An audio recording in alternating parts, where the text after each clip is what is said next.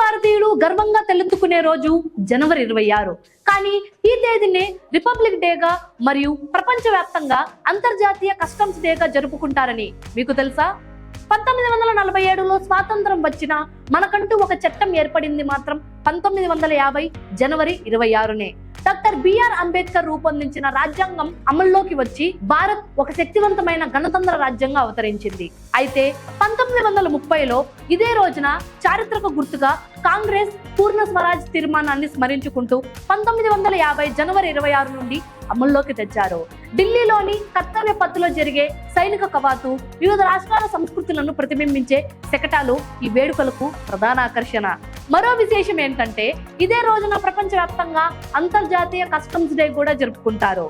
ప్రపంచ వాణిజ్యాన్ని, సరిహద్దు భద్రతను కాపాడే కస్టమ్స్ అధికారుల సేవలను ఈ రోజు గుర్తించుకుంటాం.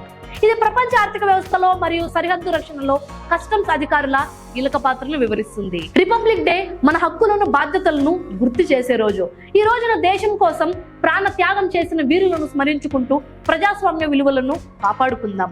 కర్తవ్య పత్తులో సాగే సైనిక కవాతు నుండి వీధి వీధిన ఎగిరే మువ్వెన్నెల జెండా వరకు ఈ రోజు మన ప్రజాస్వామ్య పండుగ. సో రండి వ్యూవర్స్, అందరికీ కూడా గణతంత్ర దినోత్సవ శుభాకాంక్షలు. జై హింద్. సో ఫ్రెండ్స్, మీ ఫ్రెండ్స్ తో కూడా ఈ యూస్ఫుల్ ఇన్ఫర్మేషన్ పంచుకోండి. వీడియో వర్తి అనిపిస్తే ఒక్క లైక్ వేసుకోండి. ఇలాంటి ఇన్ఫర్మేటివ్ వీడియోస్ కోసం మన ఛానల్ ను ఫాలో అయిపోండి. I'm your Shalini Priya.